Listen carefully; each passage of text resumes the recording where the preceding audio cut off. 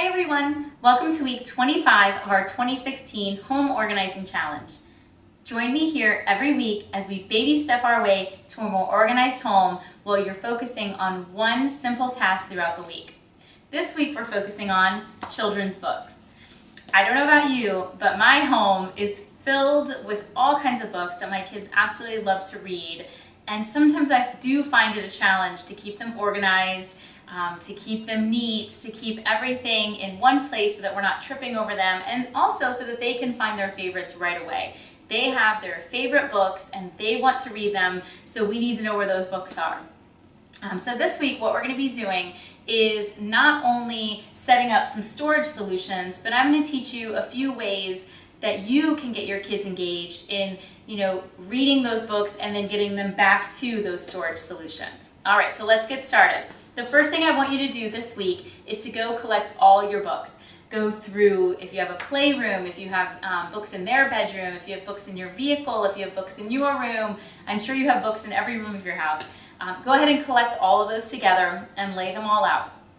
The second thing I want you to do is look through that big pile of books and see if there's anything that's ripped or torn, any of those lift the flat books that have been totally ripped apart. I know we have quite a few of those, and those kind of just went in our discard pile. So you want to get rid of any of those, not because you shouldn't have books in your house, but really you want to make room for new books. So as you get new books, you have to take a look at the old books and say, okay, is there anything that either my kids aren't reading anymore that maybe I could donate to someone else?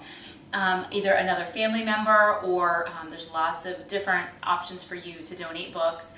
So maybe you could donate some of those. The ripped books you don't want to donate. You do want to just go ahead and discard them.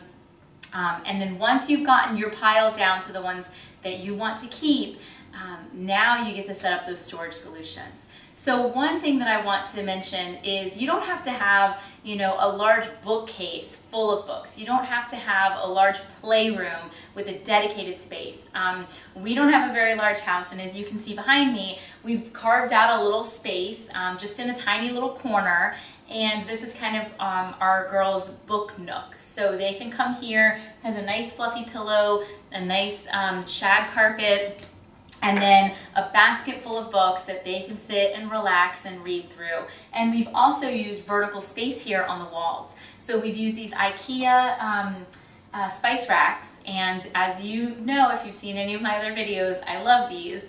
They can be used for so many things, and here in this little corner we have them holding some of our children's favorite books. So one tip that I want to give you if you are going to hang something vertically is don't go too high. You want to make sure that they can access them easily, both taking the books out and then also putting them away, because not only is that going to empower them to read because the books are right there at their fingertips, but it's also going to empower them to put them away. So after you sit and read the book with them, you can say, okay, go put that back. They know exactly where it is, they can reach it, and they can do it themselves. And that's one of the ways that you're gonna start kind of, building those habits of organization with your children. And the same goes for a bookshelf. A lot of people buy these really beautiful bookshelves, but they're so tall and they put books all the way at the top. So definitely take a look at what you're storing, where you're storing it, and just make it easy as possible for your kids to have access to the things that they want to use, and that will, make them start building those good habits. All right, the next tip that I want to give you today is library books. If you frequently visit your library and you come home like we do with a stack of books, sometimes 7, 8, 9 books at a time, those books can easily get lost, and then you incur fines because you have no idea where they are. So what I want you to do this week is just to buy a little basket and put a little sign on it. It doesn't have to be fancy. A label, if it's a plastic-sided basket, would work. Anything that is going to work for you, a sticky note, whatever is going to work for you.